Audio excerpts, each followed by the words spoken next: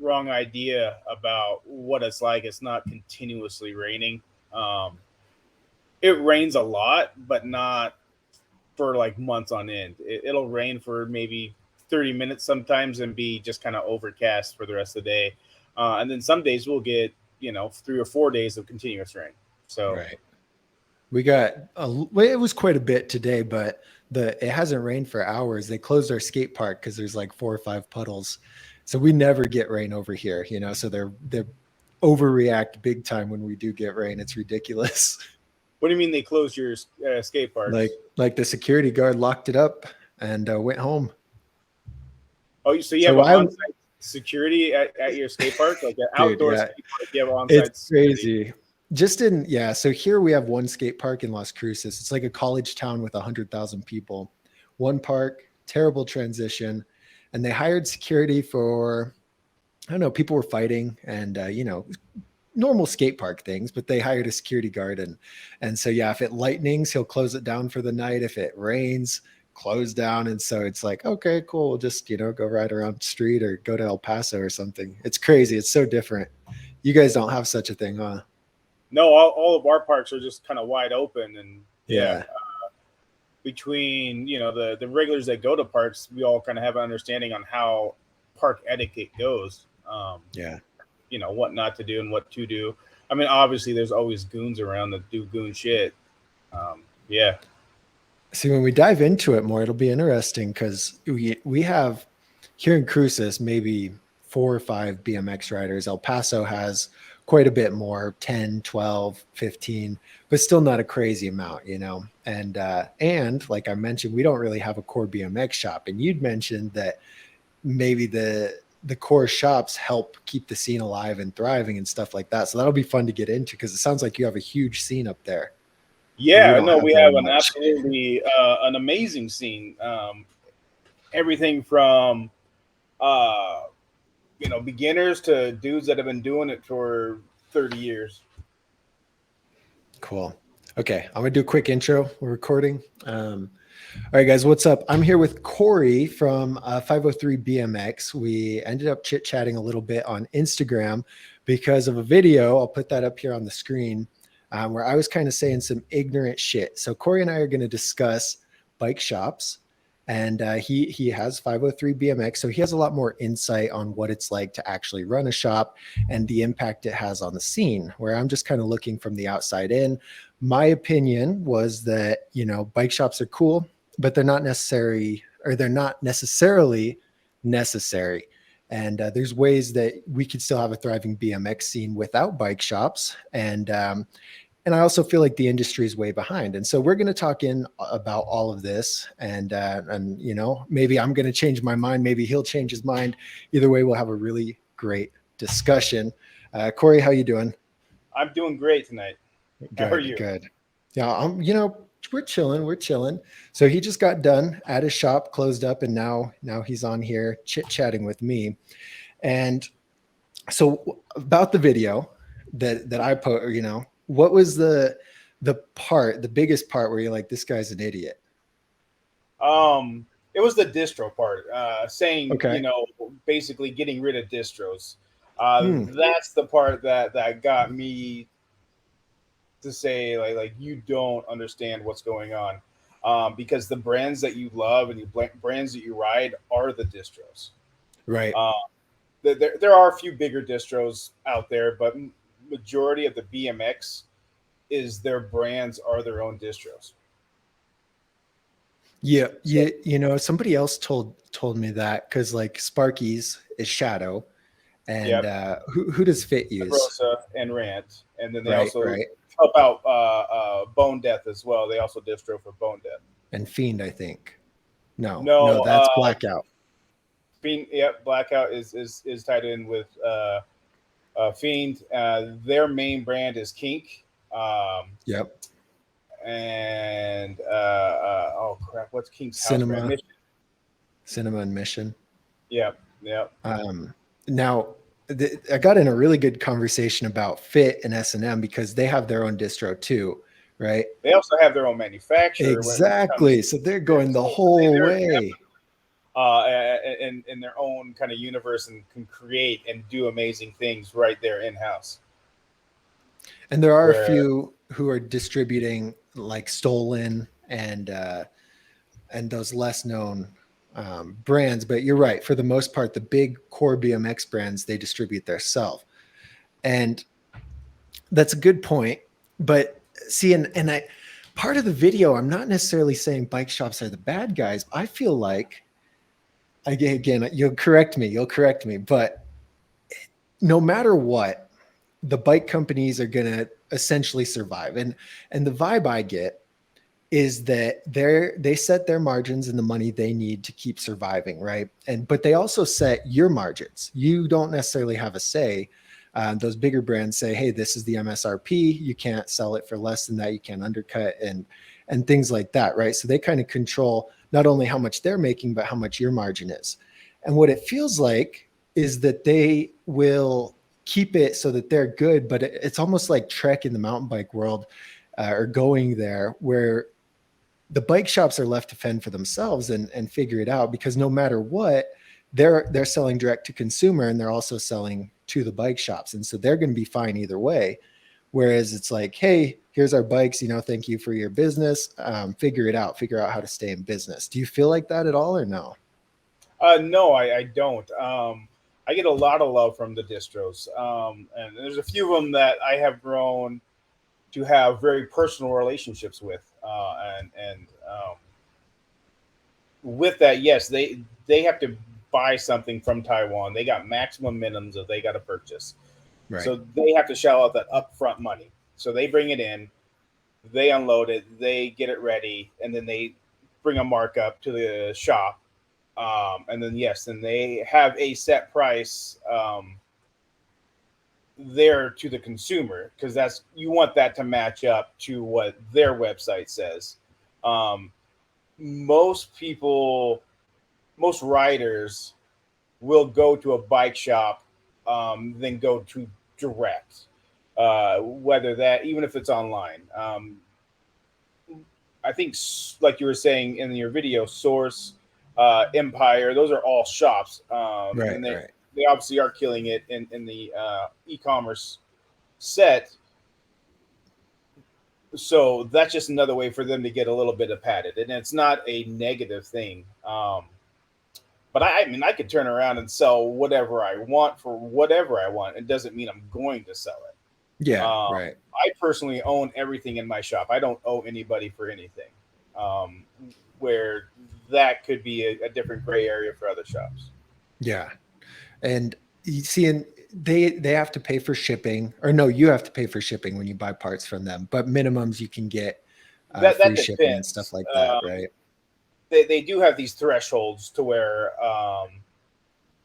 I spend X number of dollars, I get free shipping. I get parts and accessories, or I buy so many bikes, I can get half shipping. Or if I go to another level, I can get complete free shipping at no cost for those bikes. And then they also have other dealer programs as well. Like Sparky has a dealer program to where you can get even more off of larger orders, and it continues to do that year after year. So they have different levels: gold, silver, bronze, and so forth and so on. That, you buy an X amount of bikes, that there you can get Okay. margins off of them.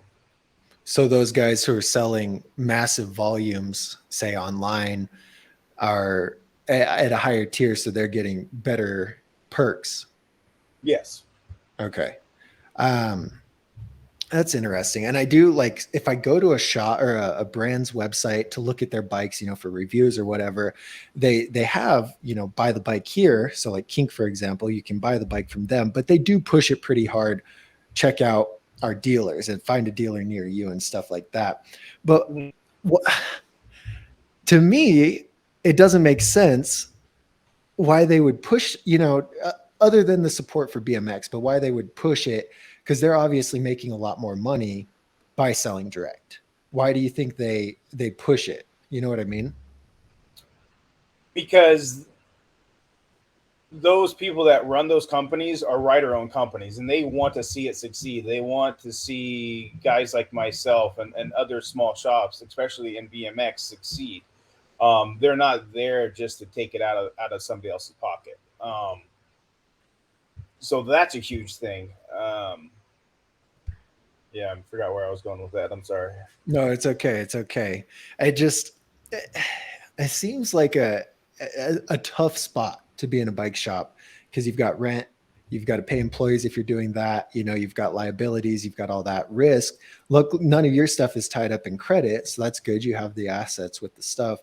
But if they decided to push, say, direct to consumer really hard and cut out the bike shops, what would happen? That's You'd get a scary to small me, you'd get a small percentage of people that would look at that and go, okay, I can get the bike cheaper now. That's awesome. But you would also get a huge sect of riders that would say that company sold out. Don't buy from them. Oh, yeah, you're right. You're right. I see that in Facebook groups where people are mad at different companies for going like mainstream. And I made a video about not buying elite bikes because I feel like they're kind of screwing the industry, just their business model is the business model I talked about in that video almost. But anyway, and then I got heat for that. And so there's people on both sides for sure. Like you said, they'll Yeah. take. I mean, there's definitely like Elite Brand for one. They know what they are. They know that they're a price point bike.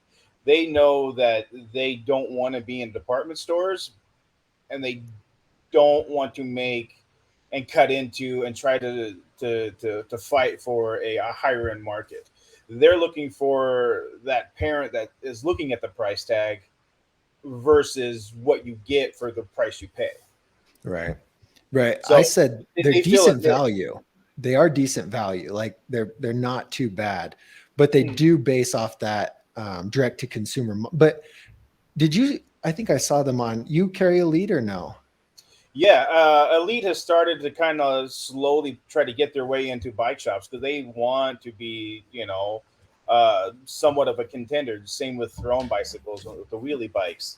They're trying to get out of direct to consumer because they want to help the BMX industry survive as well.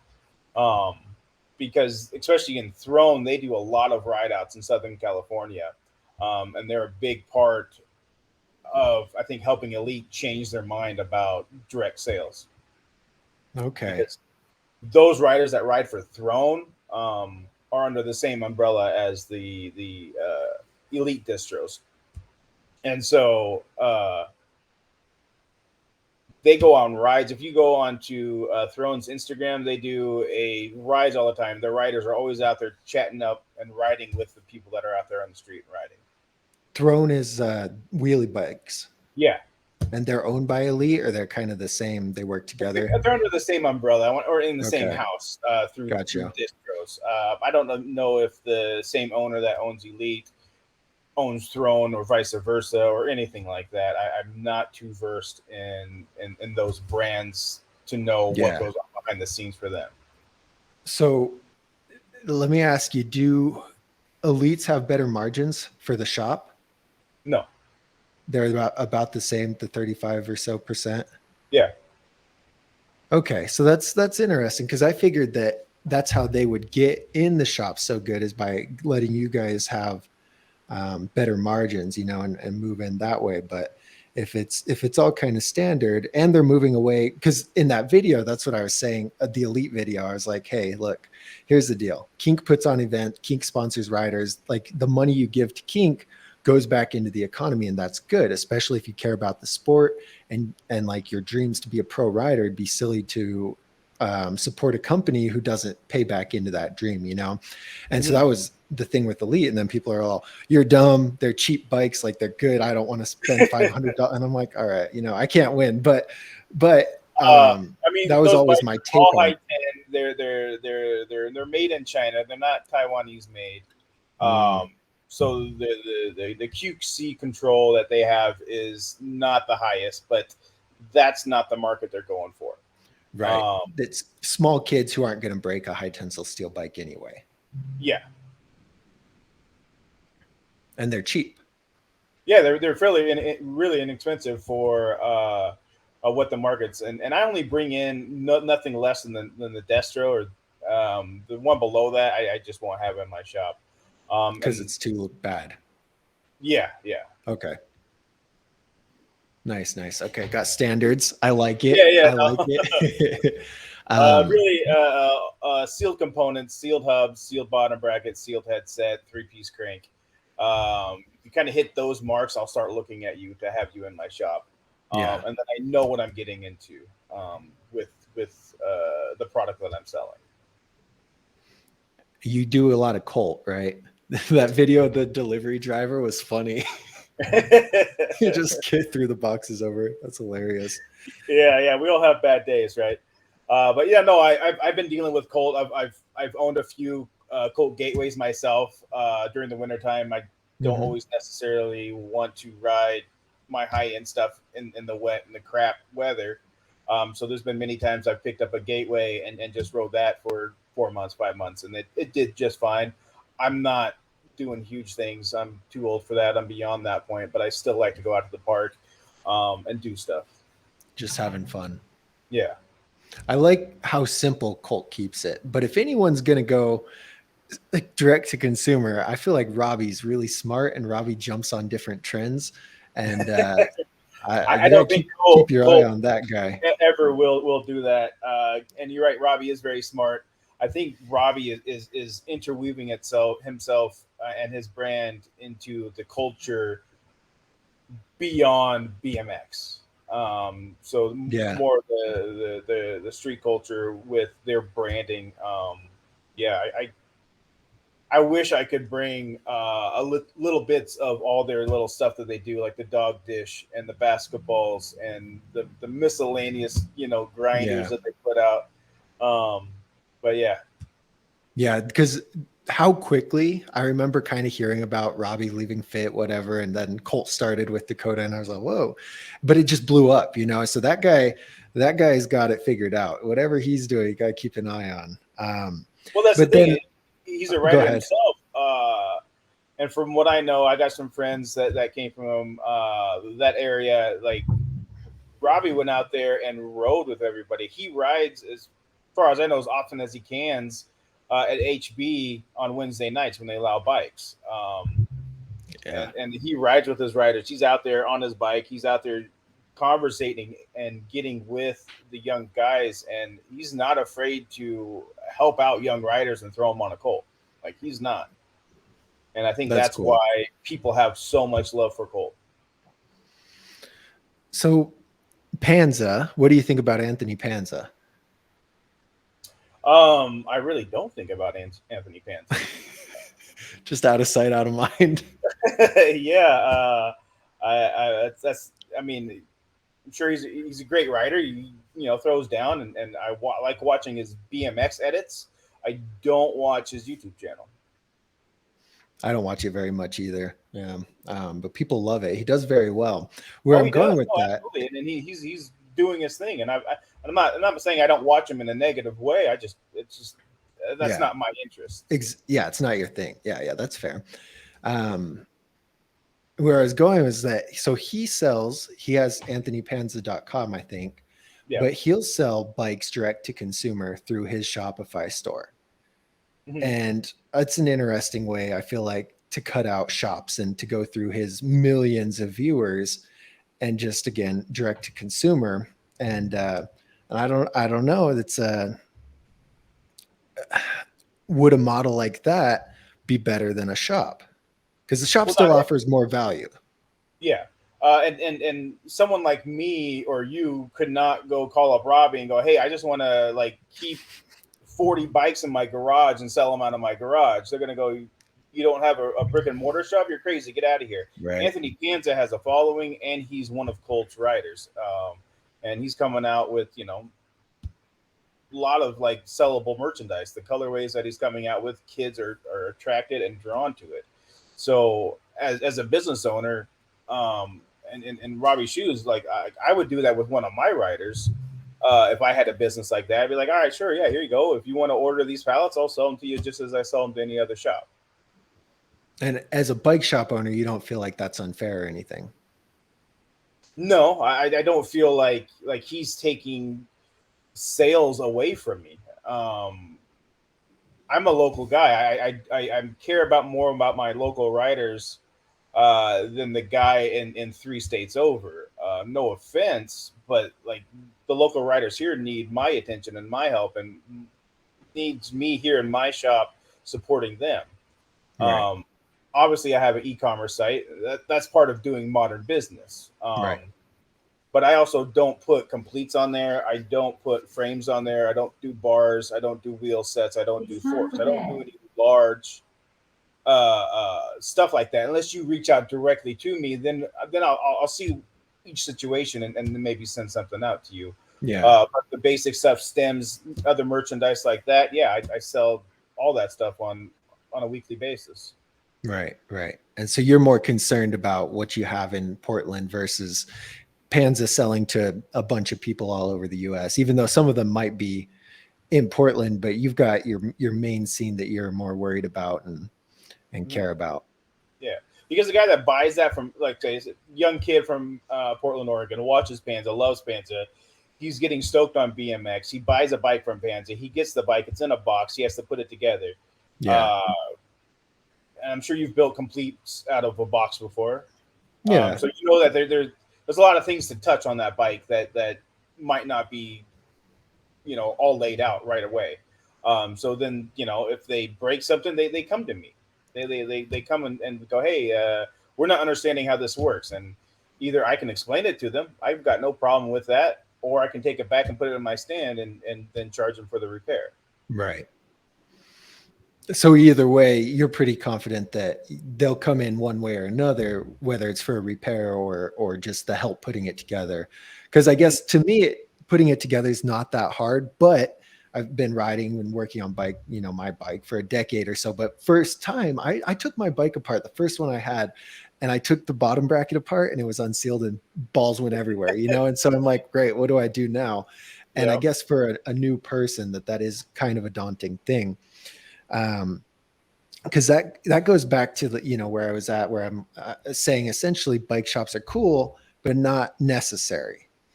And with that, how do you feel about that?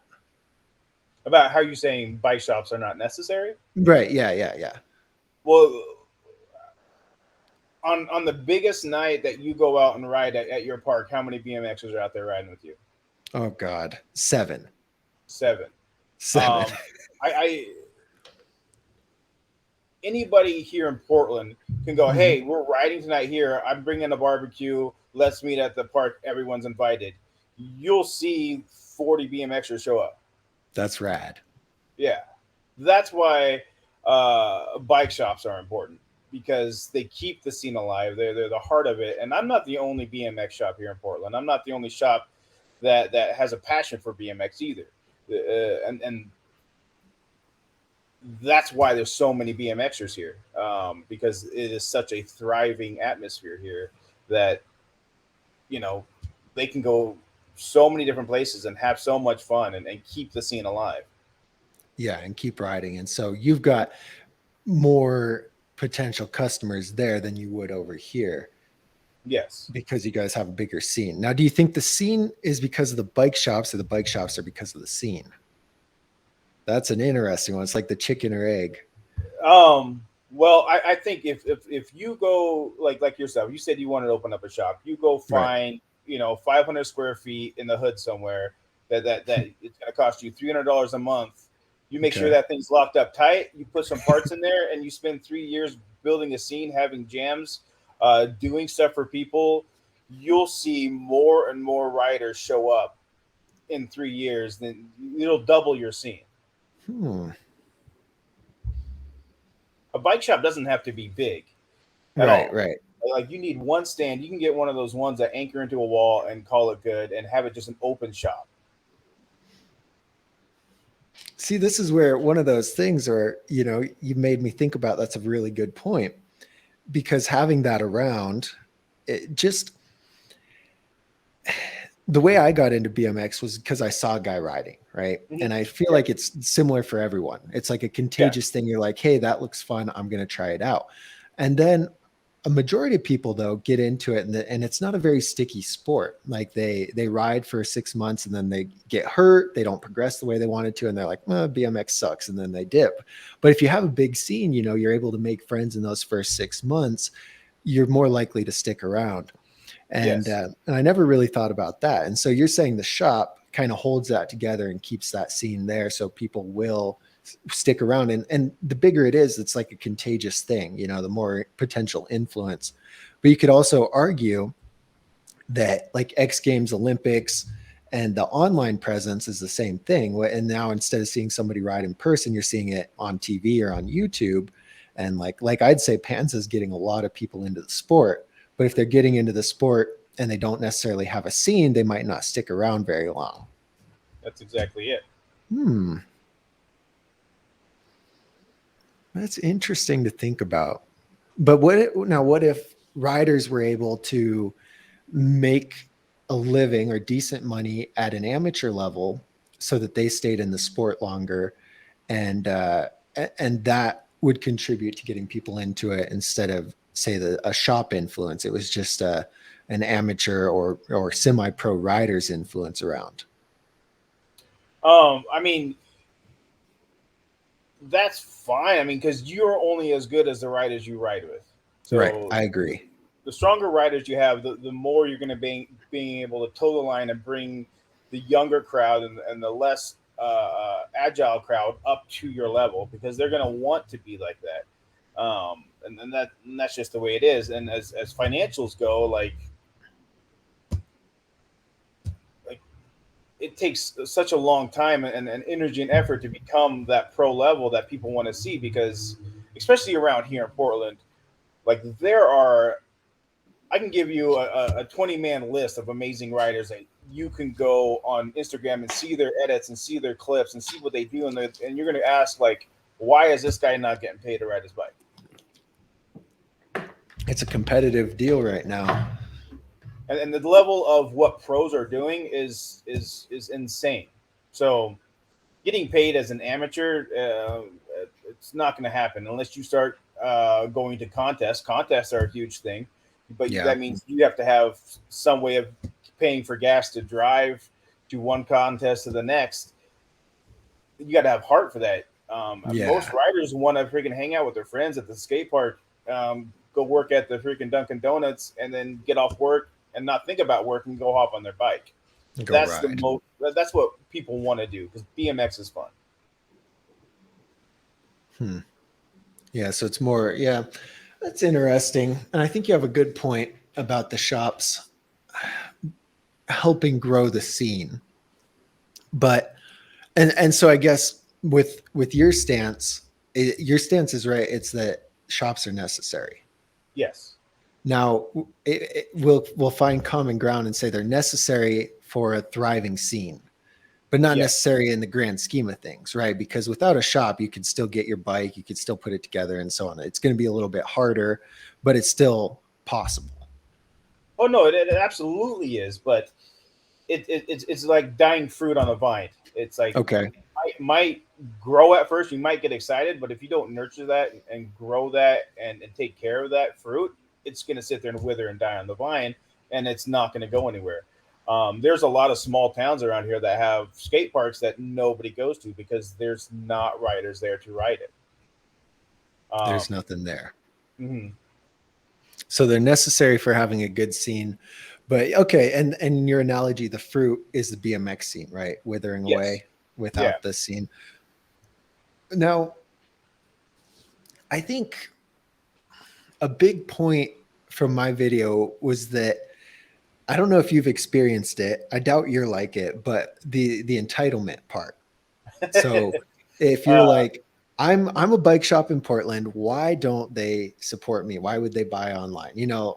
Are you like that? Have you ever been to a shop like that? You know what I mean? oh, of course. And that's not just in the BMX scene. That's in the road bike scene. That's in the mountain bike scene. That's just in a lot of different industries altogether.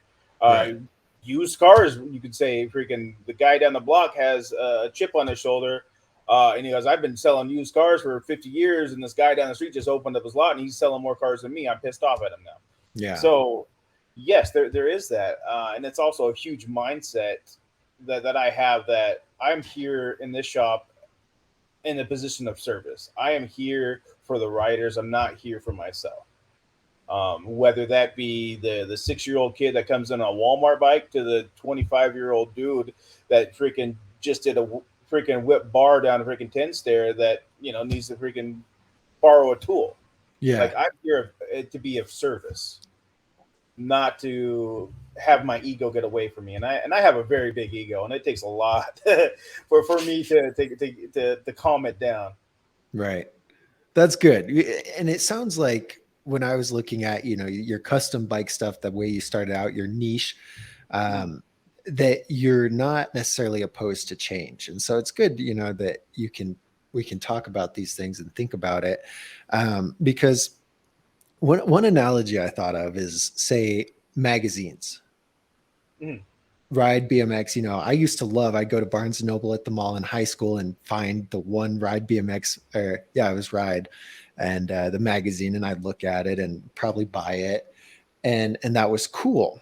And that's the thing though, even now, magazines and print, like Dig's doing something, I think, where they're still printing stuff and making prints, and just, different things. You can still get them and they're cool and people appreciate them. Yeah. But the way that we use BMX media has changed now. And so we're not, back in the 90s, 2000s, you were almost reliant on the magazines to get your information about the sport. And where now you're not. And what I'd argue is that that's the way that BMX is going to go, with shops being brick and mortar shops being magazines, that they're good and people are still going to appreciate them and support them. But eventually they're going to phase out, where these three in the US, Source and even Skate Pro, somebody commented on the thing. They're like, these same guys in the comments here talking about bike shops are the ones telling you to buy from Skate Pro, but they're dominating the online side of things. And say in the next decade, what if a big majority of it, what if buying online, or buying bikes, the bike process is moved fully that way, where now shops are less of a staple thing in the community, just like magazines are now. Like, everyone's moved online for their content. Do you think everyone will move online for they're buying their bikes and they're working on their bikes? Like, you can get mobile bike shops to come to you and assemble shit if you buy like an e-bike off Amazon or something like that. Mhm. If it moves that direction, my biggest fear, and it's from a place of love, genuinely, like the video especially, is that a lot of these shops are going to get left behind because they have too much of an ego to change and to move forward. And that's what I don't want to see, because I think there's a lot of smart people who run shops, and like I mentioned, Stacked in the video, who, if they move forward with things, they'll be in a much better place in the next decade, instead of getting, say, left behind. And maybe I'm wrong. Maybe it's not going to move that way. Maybe we still need it. I just have a hard time seeing it, as people grow up, and Well, you're born with your phone in your hand. You know what I mean? yeah, and you're absolutely not wrong in that. If I mean, if we don't change with the times, then we are going to get left behind. But there's always going to be a spot for a shop. Now, how good the shop is up to the owner and up to the people that work and run that shop. Um, and go look at reviews. People look at reviews all the time, and that's a huge thing. And you'll see like, Uh-huh. oh, this shop, like anybody with a few minutes to look at reviews will see like, okay, there's this constant thread on these bad reviews, and there's these constant threads on good reviews. So we'll go give it a chance and see what it like and see what we get out of it. Yeah. And as buying online, yeah, you can go look at all the numbers and whatnot and compare, what you think you're comparing to. But when you have it in your hand and you put your hands on those grips and your feet on those pedals and you can ride it up and down the street real quick before you purchase it, that's the thing that I always notice that makes that transition, not a click of a button. Um, I see a kid with his parents that come in looking for his first BMX bike. and he's fine. I can see it in the kid's face now. I've been doing this long enough to where I see what bike he wants, and I see what what the parents, and I explain to him the pros and cons of that bike versus the bike next to it. I put them on both bikes. I let them ride it up the street and back. You know, and then they usually come back and we'll buy the bike because they get to feel it, and Right. it's ready to go out the door. They don't have to put it together.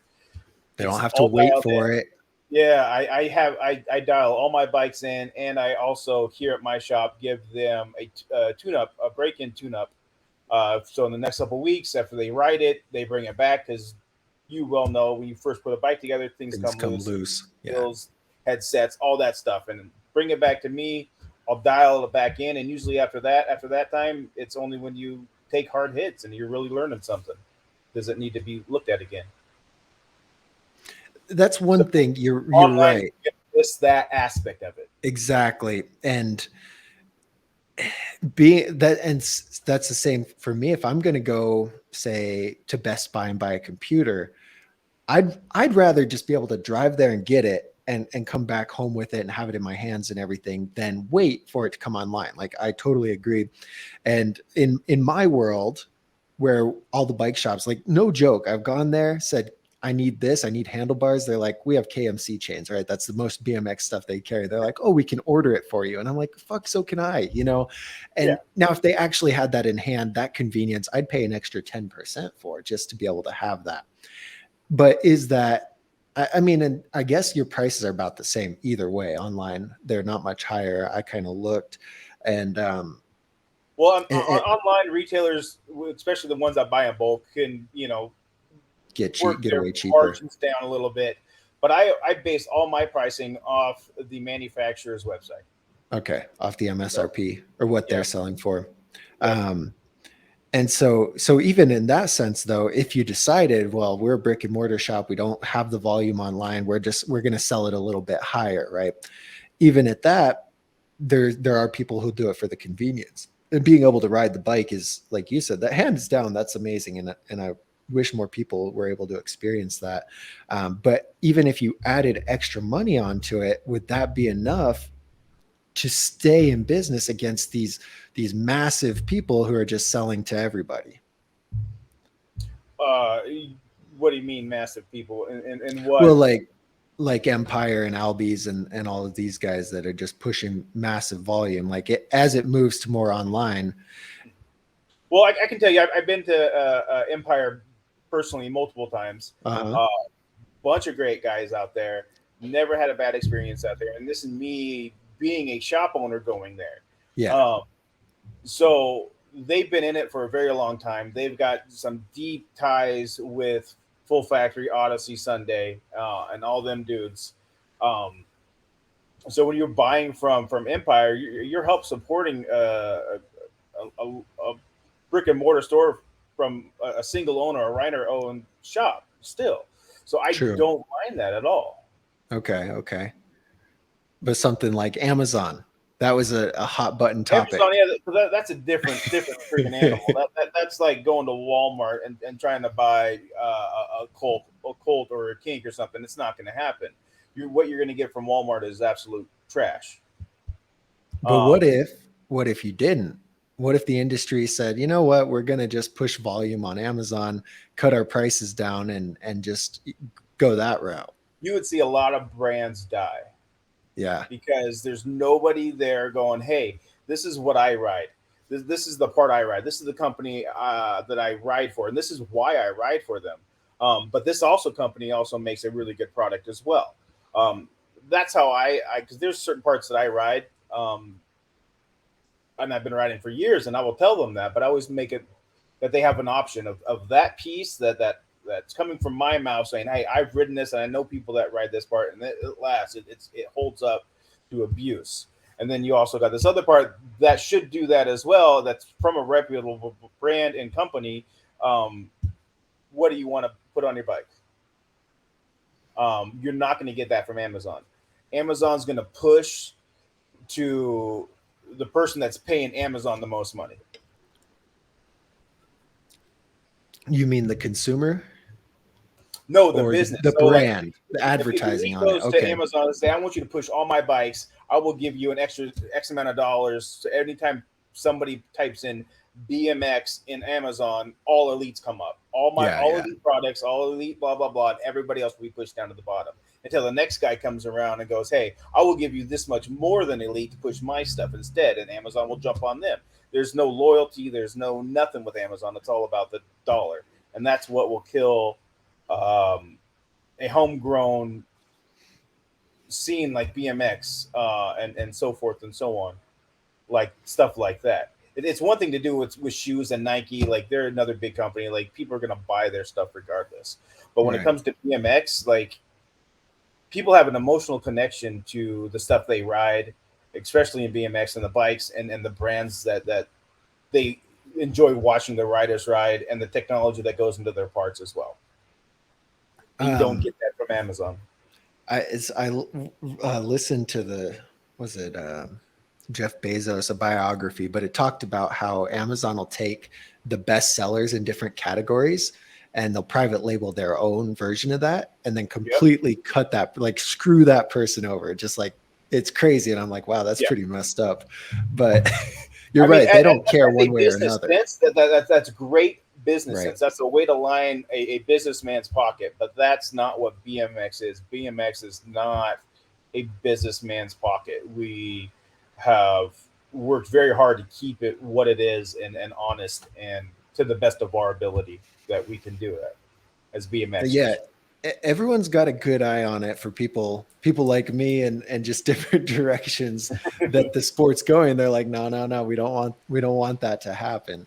And it's interesting. Like I think Chris has one of the biggest monopolies on the sport, like we were talking about earlier, where they manufacture, they distro, they've got it all with fit Mhm. and S&M and everything. And respect for keeping it US made. I think that's awesome, most of the parts. But so on that, real quick, before I want to switch to Amazon a little bit more, if that's okay. But Yeah, yeah. what if though somebody's looking at this bike online, they're shopping for it, and they're like, this is a cool bike. 503 BMX has it in stock. I'm gonna go over there and ride it and see how it feels. And they do that, but then they go back home and buy it online because it's cheaper or just because for whatever reason. Like that's pretty fucked up. It I would is. say, especially if you're there to help them out, you deserve some compensation. You know what I mean? And it is, but that's where I come in as the shop owner and as the person interacting with the customer, the customer's parents, the writer's parents. I get to build a relationship with them. I get to be honest with them. I get to be like, hey, this is what it is. They might be able to go and buy that bike for $50 less because some website has it on sale, but they're also more likely not going to pay for that $50 in shipping, Right. and then also get a box dropped on their front porch and have to build it. But if their rider is in my shop and they has it in his hands and they're like, why would I waste my time and energy to come down to the shop and then go back home and to save $50? Or like, my kid's Right. happy now. My kid gets to ride this bike right out the door and go to the park in 30 minutes. Let's go. Yeah. Do you think that 99%, happens? huh? Do you think that happens for you Uh, specifically? People come for test it out and then go buy it elsewhere. I'm sure. I'm sure they do, but I believe that they probably will go to a different shop because I might not Okay. have exactly what they're looking for, Right. and that's And where then I have to say, well, I can order it for you, or you can go to a different shop. And I personally, on a level of shop to shop relationships, like my shop versus the shop on the other side of the other town, and versus the other side of the other town, writers are all of our customers. There might be a handful of customers that are loyal to that shop, but I see customers from every single shop come here and vice versa. that's cool. I have You no guys aren't qualms with necessarily that. enemies. Yeah. Yeah, well, I'm not on my side, Right. and I make that abundantly clear that like go to their shop because they need your support just as much as I need your support. That's really cool. That's cool. Um, Damn, I had one more point there about the. Oh, and it sounds like you almost take responsibility to sell them that bike if they're in there looking at it, and so if they don't buy it, if it's the right bike for them, if it's a good choice, and if they don't buy it from you, you take that as like, well, you didn't sell it good enough, or you know what I mean? Because they're already there, they're already looking at it, and you can give your expertise and help them out and make it a little bit easier for them to just go ahead and buy from you. Maybe, and there's been plenty of times where I've sat there and had conversations with people for 30 minutes and showed them all the bikes that they wanted to see, and they leave, and I don't hear from them for a week. Then all of a sudden, the following week, and they show up and go, "Hey, is that bike still available?" Oh, That has happened more often than not. Or they come back and go, "Hey, yeah, I do want to special order that bike that you said you can get because you don't have it in the color I have." I'm like, "All right, cool, let's go." that's cool. Okay. Now, Amazon. Was that something that was what you specifically posted on your story, right? What was the feedback you got in there? What did, Well, you all I saw saw the was feedback. is that it? All I saw was Yeah, what you that tagged was me it. in. Most Okay. of the time, Okay. people don't like to touch spicy things. I think it's fun, I didn't mind it at all. I didn't get it. I was going to answer this with a clown costume on and just make a meme out of it. And I was like, no, that's too much work. But I feel like one of the guys that answered the question, he DM'd me and called me a fucking clown. But then we had a conversation, and we were pretty much on the same page, and it was fun. But so that part though, specifically, I agree. I don't think it'd be good for BMX. I agree. I think if say the manufacturers, the brands cut out shops and just went straight to Amazon, or if you went to Amazon, like you can see some BMX stuff on there from some oddball BMX or bike shops that are just distros for brands. They'll put them on there, but with Amazon fees and stuff, it's really hard to do. But imagine this. I just want to play with this idea. Yeah, yeah. So let's say you look up a laptop. You're looking for a new laptop. We'll stay on that theme, and you look it up, and you've got all kinds of people reviewing it, talking about it, blah blah blah. And they're gonna point you to Amazon or Walmart or wherever to buy it from as an affiliate link. So they're getting a kickback if you buy it through that link. Now, so now imagine Sunday, Odyssey, Kink, Fit, all these brands are just say on Amazon, and they don't sponsor riders. They don't pay riders salary. Instead, they just offer commission to Dennis. So now Dennis is going around posting, "Oh, yo, Odyssey just dropped these new handlebars. Click this link to buy them," right? And so now he's getting paid off of commission base versus rider salary. And if you did that, you could have a whole army of people for your brand, and it's only based on sales. And so now you're not necessarily taking the risk. Odyssey's not spending thousands of dollars in paychecks and thinking, well, maybe Dennis has this much influence that's bringing in sales, and maybe now they can actually see it. They're like, wow, Dennis referred 1,000 people to buy these handlebars. That's awesome. You know what I mean?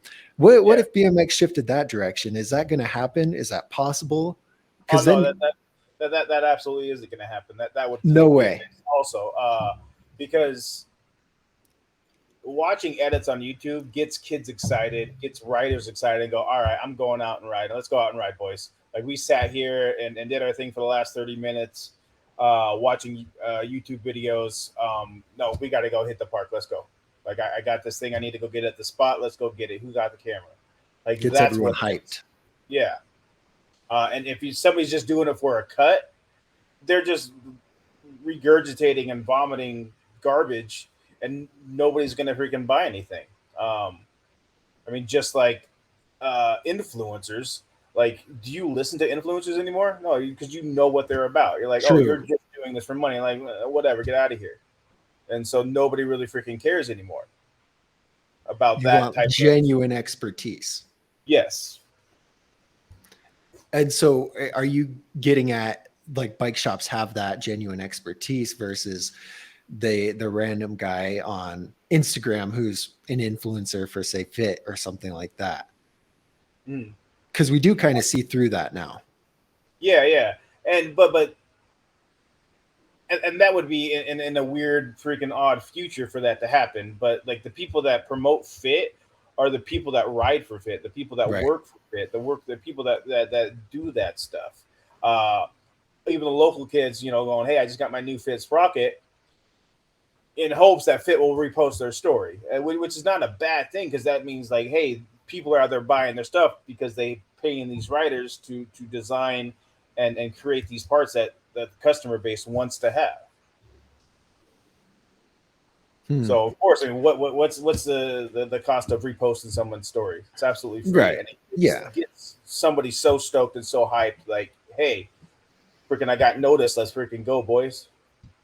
Now, you don't think though that in that world they could quit paying people, but they can still pick and choose who's a influencer for them, and instead of a fit team, it's like a fit team of influencers. I mean, same concept, I guess, just different pay scale. It'd just be commission, but you could also move that up. But you got to be picky with who's promoting your stuff and so on and so forth. And I don't know. That's a whole interesting topic to dive into. But in the sense though, don't you think you're kind of an influencer when people come into that shop? You're like, hey, this is a good bike because X, Y, and Z, or this is a good But set I of also say that handlebars. about the next bike and the bike right next to that bike and the bike that's next to that bike. I when a customer comes in, I want to know what their plans with the bikes are. Like, are you planning just to pedal down the street to go get freaking the 7-Eleven, or are you trying to take it to the skate park? How tall are Okay. you? How then that's going to decide on what size of bike you're Size. going to Yeah. get, what level you're going to get, and I have that conversation with people because that's, as you all know, how you get comfortable on a bike, especially if you're new at biking, until you really start playing with geometry and different parts and components. Um, so yeah, Yeah. Okay. So you're I don't push people one way or the other when they come to my store. I don't go, oh, I know I got a Sunday down there, but don't buy that Sunday. Buy this Colt. I don't do that. I'm like, hey, this Sunday gives you this, and this Colt gives you this. And leave then I it can only open to the, speak on yeah. Then I can only speak on my personal experiences. Like, I've ridden Sundays and I've ridden Colts, and I like them both. Either one's not going to be a bad choice for you. okay. Yeah. So you're not biased in any way, but you are promoting the products that you have. I am biased on personal parts that I ride. Do I'm not you let them know? biased pushing it onto somebody else. Okay. So yeah, but if you had a bad experience with a part that you carry, are you going to let them know, or you're just like, this part does this part does that, and there's your make your decision, and leave it up to them. Well, I've had very little bad Bad. bad experiences with parts. I mean, every part wears out after a while, especially when you start throwing bikes and you start launching them, you start doing threes. I mean, that puts torque and pressure on all bikes, and sooner or later they're Right. all going to fail. So You're I right. don't look Yeah. at it as like, oh, it's a bad part. It's a less expensive part. There's less machining. There's less technology gone into that part. Like a $40 stem versus $110 stem. There's a reason why that $110 stem is $110 versus that $40 stem. Yeah. Um, And it's so all about how much effort they put into making the part and how the part came out and so on and so forth. So, um, hmm. So the Amazon world, you don't think it would ever go that or work that whole direction? no, because then you'd have to get these brands to basically go to Taiwan or wherever, China, wherever, order a bunch of stuff, and then just ship it across the nation to Amazon warehouses. So the Amazon warehouse will be sitting on this. There's nobody promoting it except for somebody going on Amazon, going typing in BMX. Hmm. Um, and then, like I said, if that company isn't paying Amazon enough, they're going to be at the bottom of the list. And then their product just sits and sits and sits. And then Amazon says, hey, we're just going to unload this stuff. You're going to eat the cost now. And that would just destroy writer owned brands left and right Oh, yeah, until that's a there's good just some, point. Because if no until one's it's buying it, no absolutely, one's promoting it. yeah. Hmm. Hmm. Yeah, that's a fun one to think about. So what else was it in the video? Anything else that you're like, this guy's dumb? Clown. Distributors was one. The Oh no, yeah, Amazon thing, I think, was it a was saying getting rid of distributors. That threw me the wrong way because you just can't get rid of because distributors they're because distributed I can't go by to the Taiwan brand. and go, I want 3 bikes. They're like, okay, you want 3,000 bikes? No, I want 3 bikes. They're like, yeah, get out of here. That's not gonna Yeah. happen. See you later, bud. Yeah. It's crazy. AliExpress. So the Alibaba, they have Yeah. AliExpress where you can buy real minimal qualities or quantities.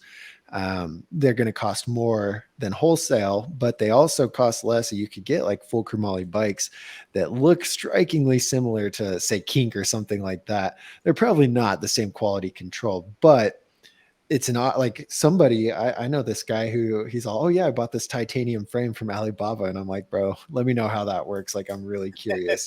A few $100s, but I guess that is an option for some people. It is an option in general to go Yeah, I ahead and mean, get those bikes, buy undercut bikes, and but nobody's promoting it. It's what it comes back to. mhm.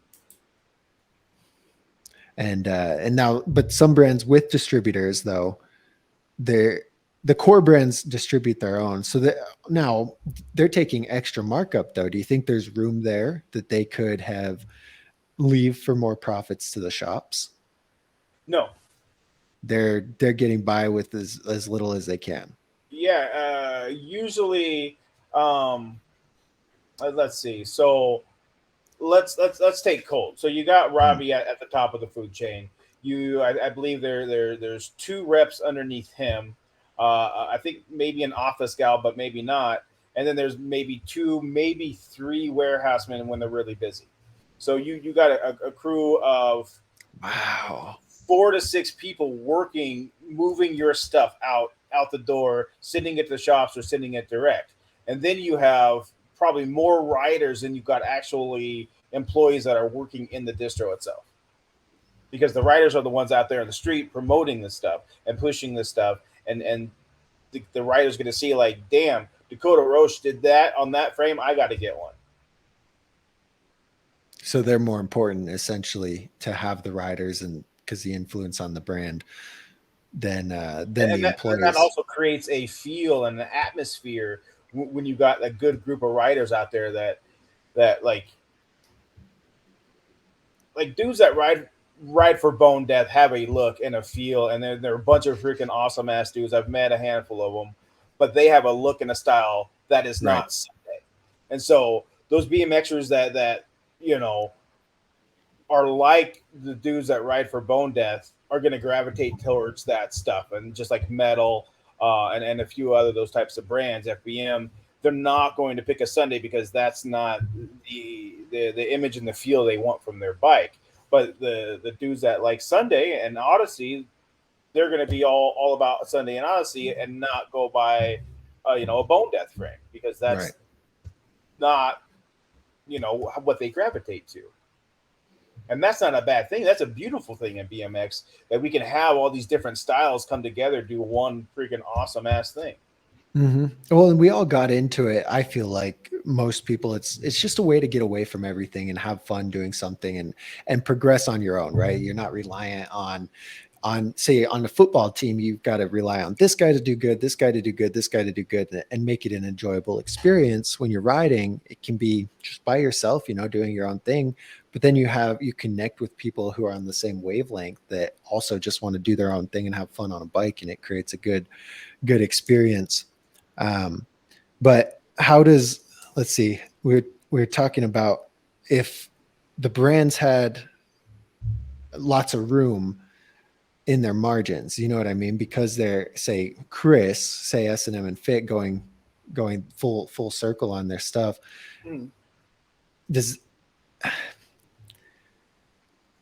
I still feel like they could give shops more margins to play with, and more, more profit there. Like, they take a little bit less and give you, say, 50%. You can sell it 50%, 60%, or whatever, because they're distributing their self. And so in the video I was saying there's a distributor taking an extra part percentage on top, right? So it's going manufacturer, distributor, shop, markup to the customer.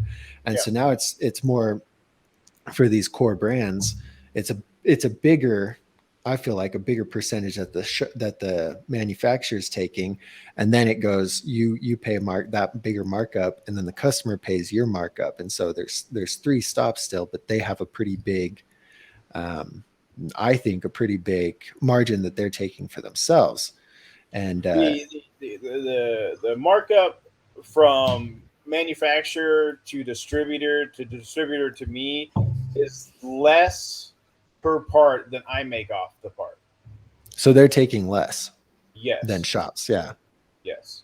And you're talking about Muller. Hmm. That dude freaking has to buy and source all his own metal. I mean, I'm sure he's got people and friends, but I'm sure there were some issues in the last few years where that came into hard, and he had a freaking Yeah. scramble. Um, he's also got two full teams of writers with more writers coming up. Um, plus, so what? He's running two, three welders, a machinist, a couple of shop guys. Uh, I'm forgetting her name. I love seeing her in their videos. The lady that does the stickers. Hmm. Plus, I think three reps. They have a huge operation, more Right. than the normal one. So they've got plus like three office ladies. Like they're doing a lot there at Hmm. Full Factory. Like I've been able to luckily take a tour of the place, and I was just amazed by it, the operation they got going on there. And so because of that, they deserve to take a little bit more to have a healthier margin, just because they're putting in a lot of the risk and the operations. Mm-hmm. And American labor is gets paid more than Taiwanese labor. Right. So that's a huge thing. Um, that you know those things go up, and then to keep those, especially the welders, probably was some of the most important people They're in that food expensive. chain. Um, like you don't want somebody who's pissed off or just started welding yesterday welding up your S&M frame because that's going to be scary. So Chris has to keep everyone happy and fed and fat as well. Yeah. Um, so Hmm. Yeah, it's an interesting thing. I like I said in that video, and I kind of played with the ideas. Ultimately, if I had my own shop, I think that would be cool, because then I would just push sales from YouTube and everything to my shop. And but I played with numbers, and I just do not see how it's profitable. I don't know. It sounds tough. It seems so tough, and I don't, I'm not in it, but it's like and it you're is tough, you're and any battling, business that you start it is going to have a foundation time, a growth time before you pull any money out of it. I mean, obviously, you can start pulling, money off your business, but that's only going to hurt it for the long run. But if you sit there and like if you want to open up a shop, sit there for have a 3 to 4 year plan of like this is what I'm doing, and I'm not going to pull any money from my shop. I'm going to build the scene. I'm going to build this community. I'm going to freaking make sure that I understand how to work on their bikes. So when they go pedal off down the street, the pedal doesn't fall off is a huge right. thing. Because when you start working on somebody's bike, I mean that's a whole nother level. It's one thing when you're working on your bike and you go take a pedal and the pedal falls off. Like who are you going to blame? Okay, but Yeah. you do that some little kid and he falls in the middle of the street. They're going to come back after you. So you got to like Right. mind your p's and q's when you work on stuff. Um, and after you do all that, you can really start doing something great for the BMX community in your area. Once you And then get through that struggle period where you're building up and yes, everything like that. so to look at the numbers straight off the bat, they're not going to add up. They're not going to be there. But find some freaking hole in the wall in the hood that's $300 a month. Throw some bars on the window, get a good alarm, make sure that place is locked down real tight, and send it. Send it. That's what you think I should do.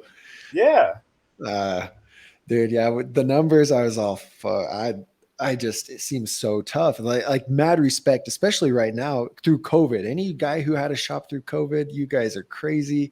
You just, because it was constant up and down, right? You're like, yeah. oh, nobody's buying bikes, and then everyone's buying everything, but you can't get anything. And it's like, Oh, I was, I was oh, on Distro's website. I had like my whole bar filled up with every distro website, and I would do orders 2 or 3 times a week, small orders that were killing me in shipping costs.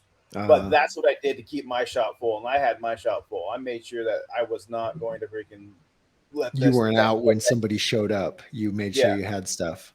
Mhm. Yeah, dude, that was a crazy thing, and now it's kind of, I feel like, the scene kind of ballooned out, and now it's coming back in, and we might deal with some overstocking issues. Yeah. Some guys drop six figures to stock up their shop, and now they're like, whoopsie, there's not so many people buying bikes now. But um, yeah, but anyways, with where I'm going with that is, say Panza, I would argue, I don't know for sure his numbers, but I mean, I could look on Social Blade. It's a guesstimate on just the YouTube side, not the cult, anything like that. But I would argue that he's making more than Robbie. I don't know what Robbie's making, but I would argue that Panza's close to that, or similar, with his own personal brand that he's created. And do you agree that he's having a big influence on the scene, or no? Panta? Yeah, Panza. Getting Yeah, people yeah, into the no, sport, growing the scene. yeah, no, no. He's definitely a huge introduction, especially in the YouTube world, for writers. Absolutely, like his stuff pops up regularly when you just type in, BMX and BMX writing and all that stuff. Yeah. Like Him and Pants Billy thing. So yeah, Perry. So is that, oh, and go that's ahead. great to get a kid to want to buy a bike. Like I said, but like kid buys the bike, then what? Where does he go from there? He's got to freaking start going to the skate park. He's got to start meeting people. He's got to start pushing himself out of his comfort zone on that bike. He's gonna break stuff. Then he's gonna go wait freaking forever? No, because all his friends at the skate park are going, "Oh, hey, go to that shop over there. They have the best stuff." Oh, I didn't know that there was a shop there. And then they start going to the shop, and then um, Pans is done. I've never looked at Pans' website. Is he selling parts or is he just selling completes as well? Let's see. I can't remember. He has his merch, and then Yeah, he had his, and I don't know if it was all cult completes or if it was just his signature devotion. But let's see, apparel, parts, complete bikes. And I think it's just a branch of Colt's website. Yeah, so he has this two short frame headset, bottom bracket, tubes, that kind of thing. That's it. Interesting. If I reached out, which I have, to like a fit guy, I'm all, hey, I want to sell parts. They're all, nah, dude, you got to have a shop. And I'm all, okay. And yeah. they're real tight on that. They're real No, strict on they're that. very tight on that. Yeah. And it's good because the reasoning that I heard for it is that if everyone signed up to sell online, then they're just getting wholesale prices, and it's like that's going to screw the economy if everyone's doing that. Mm-hmm. But yeah, so Anthony sells that. So just YouTube, the guesstimate on Social Blade is that he's making up to 5,000 a month, just YouTube. So that's not his merch sales, anything like that. And I guess Robbie might make more than that, but that's a pretty decent amount of money for somebody who doesn't have to pay rent for a shop, doesn't have to pay labor, doesn't have the liability if a pedal falls off, right? Nobody's going to go to sue him. Yeah. And so if he's having the same effect in terms of growing the sport, wouldn't something like that, oh wait, why did I go to this one? Anyway, I want to pull up Social Blade so you can look at it. But why doesn't something like that, wouldn't that be a better route to go? Um, Well, in the industry, Anthony Panza is an outlier. He is not in the middle of it. Like you don't see Brandon Vegan have a website and Right. sell, cold stuff. You don't see, Billy Perry outside of FTL stuff selling volume or merit stuff. Or merit, yeah. Um, so Anthony Panza is an outlier in the situation. He's a businessman doing business things and things that he's passionate about. Whether that be vlogging on YouTube, quad stuff, or BMX. I don't know. True, he does do the quad stuff. Yeah, and I Yeah. don't I don't care for all that, but um so I just went to Billy Perry's, or FTL, because I don't watch Billy Perry either. I watched the water slide drama. That was fun. But on his store, he's selling merit. Yeah, he is selling merit, and I didn't know this either. Actually, I was just curious when you said it. But yeah, he is selling volume and merit shit. That's crazy. But there's only two of them doing it. But Billy Perry also has a storefront. He Yeah. has an FTL storefront. Oh, he does. Yeah, he has a brick and mortar spot. So this is Panza's analytics. So this is what YouTube figures he's making anywhere a year. And that's pretty interesting just from his goofy YouTube. But what it sounds like from your point of view is that you've got almost two stages of it. You've got the introduction to the sport, so people like Panza and Perry who get people into the sport, but Mhm. then they don't necessarily keep the scene alive. They grow the sport, but they don't keep the scene alive. Is that what you're saying? Um, well, I'm not saying that they're a detriment to this No, to the yeah, yeah, no, they have their part and they have their role, just like I have my part and my role. And my part and my role is to be here in Portland, Oregon, being of service to the writers here, and to hopefully pad out a little bit on my e-commerce site, which luckily it helps out. yeah, right, right. Well, yeah, no, I'm not saying that you think they're bad. I think what I'm getting at is like they help bring people into the sport and grow the sport. So to essentially inspire riders all over to start riding, but then you and other core shops keep the scene alive by providing them with jams and fun shit to do and repairs and all of that, right? So Yeah, it's a two-part deal. There's the panzas and stuff bringing people in, but if it was only panzas, you don't think that the scene would stay alive or grow or anything like that because there's nobody there holding it together. Is that yeah, kind of yeah. okay? Yeah, yeah. I I think mean, that's a good point. the BMX industry is a huge ecosystem, and we need all of those factors to make it what it is. Yeah. Yeah. It's symbiotic, like it all works together. Mhm. The only thing, selling elite bikes, man, I don't know about you. I'm in I the don't know. hood, man. Like, not every parent has $600 to drop. That's So fair. and they're not here. They're not like a main staple. They know what they are. I know what they are, and the parents know what they are. The kid is tired of buying Walmart bikes. The parents are tired of buying Walmart bikes because they have to buy a new one every 6 months. Yeah. So bring something a little bit more higher on their in their pocket, but it's going to give them sealed hubs, sealed bottom bracket, and an integrated headset. Yeah. And not break You the know, bank. and those are the things that break on Walmart bikes. Right. Um, but they they're not doing any, so you're paying elite for those bikes. That money is not necessarily staying in the economy. I don't think the way their model works, just because they don't, just from what I see, they don't do anything for the actual core side of the sport. You know what I mean? Elite, no. But like I said, Throne, but I don't know where Throne Mm, sits in that with type of ride stuff. outs What and I see stuff. on Throne social media, they're always out there with their riders. They're always holding ride outs together. They're always joining other ride outs, and trying to further their scene. So if Elite and Throne are together, then one might be funding the other one. So It'll yeah, be, yeah, interesting to learn more of how they tie together, because it sounds like Throne it supports their economy or their community. You know what I mean? But mm. with Elite, just over the last few years, I was like, hey, they pay Ryan Gutler, and that's about it. That's what I see going into the economy. They Well, make their money, they well, pay that's the thing. Ryan. It's like I don't pay that close attention to Elite and what they're Yeah, doing for the scene because that's not their position in the scene or in the right. community. They serve a purpose as a really price point bike because if you start looking at the blueprint and the access, unsealed everything, like the access, their crank setup it might be a 3 piece crank setup, but that thing weighs 16 pounds by itself. Yeah, and it's more than Where the Elite, right?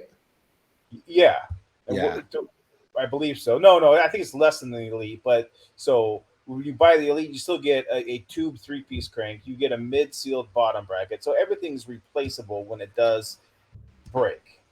yeah. What was crazy, I think it was the distro. When I looked at it, it had double wall rims too. They're probably cheap double wall rims, but they're Yeah, still. And I was yeah. like, "What the hell?" A $400 bike with double wall rims. You don't see that ever. And it's a good way to fill that niche. Like I definitely don't fault any shop that goes ahead and does that, because you guys, you know, you need to make money. And my initial assumption is that elites would have better margins for you guys. But if that's not true, the money still doesn't necessarily stay in the economy, which is a bummer. But they're better Not than a it going to bummer still. Walmart per se. What's that? I said it's better to go with an elite than a Walmart bike, because that's way out of the BMX economy. At least elite somewhat is in the scene, and so on and so forth. So it's not like it's going to a big corporation like Walmart, but it's not staying in the core brands, you know, in the core scene that we both love. Mhm.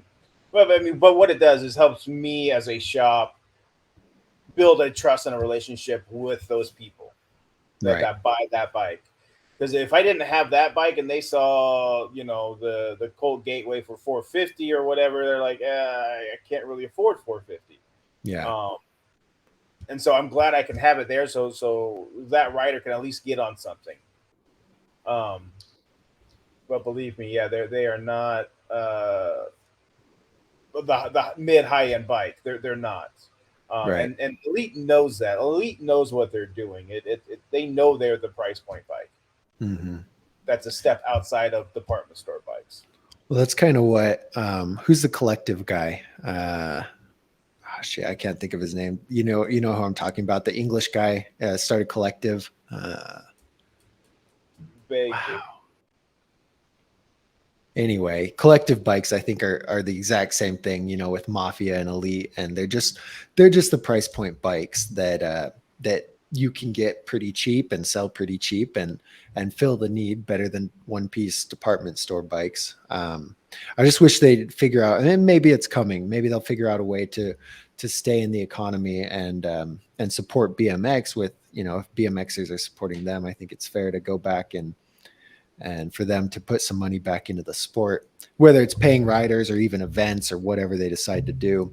But but yeah, that's good. That's fun talk. I don't know. You got anything else? No, no. It's at the end of my night, so I'm pretty Yeah. good. Yeah, no, it went. I figured we'd go half an hour, 45 minutes, but no, it was definitely a fun talk, man. Yeah. I liked a lot of your points, and respect for running a shop out there. I'm sure it's tough, but it has its rewards, huh? Oh yeah, I wouldn't be doing if it wasn't rewarding. I'm definitely feel a lot more rewarded than I feel stressed out. I mean, I'm Good. very blessed to be able to hold a job on something that I'm passionate about. I I don't know. Do you know Shitzian? What's his name? Shitsonian? Mhm. He's a Midwest guy. I didn't know him either. He's talking shit about me on his podcast, and so then I knew who he was. I was like, "Oh, this is cool." But his whole thing is he's really against, it sounds like, people profiting from the sport, and a lot of core dudes are, you know, like me, profiting from the sport. Bike shop owners, same thing though, and it's like that should be everyone's dream. I feel like everyone's dream should be to work a job around something they're passionate about. Like if you do that, you don't feel like you're working, and you're set. You know, you can make $5 a day, but if it's something you love, it's worth more than you can even put a value on. But anyway, he was real against some things that I was doing to monetize the sport. And I'm like, I don't know, dude. You cry about hating your job every day on your podcast, and I'm doing something I love, so I just don't understand it. But you're fortunate, you know, there's a lot of people I think that would love to be doing what you're doing, and you're doing it. And then I can't wait. I want to go up there and check out the scene. It sounds amazing. Oh yeah, you should. You should come up this summer before freaking it starts getting bad weather. We have tons of amazing parks. I mean, even within a 2 hour drive, you would have more parks to ride than you could have a week to ride them. Seriously, and then the street scene is another great scene here in Portland as well. How much time do I got till the weather gets bad? It's getting Um, close. yeah, October, end of October is usually when you see that turn. Okay. August, September, October. I've been traveling so much this year and it's nice, but I've never been up to like Washington, just the airport. That's the only time I've been over there to Washington and Oregon area. Never been to Oregon either. So that'd be a fun trip for sure. But if I'm ever in the area, I'll hit you up. I'll come check out what you got going on, dude. Yeah, please do, please do. All right. Yeah, you should start your own. Like I said, man, find a little 500 square feet somewhere and go for it. I just don't see how I can make it work. I'll keep playing with the idea, and then you'll be my phone a friend if I run into any struggles. But For sure. yeah, it's a fun idea, and you're right. I think about it in terms of like there's no scene here, so it'd be really hard to do. Yeah, But you if there basically was have it, to build one it from would scratch. build it. It would Mhm. build the scene would build with the shop and with the support. And I never thought about it that way, but you're probably right. That does play into it because people will keep riding and get out more. And you put on a jam. All these guys that haven't rode in 15 years dust off their bike and show up to a jam. And it's like, where have you been all this time? And it's a fun idea. I don't know. We'll see. We'll see. But all right, Well, man. and as being an individual, you could always throw a jam yourself. True. Um, Most distros will help out individuals to throw a jam, especially if there's not a supporting shop around there.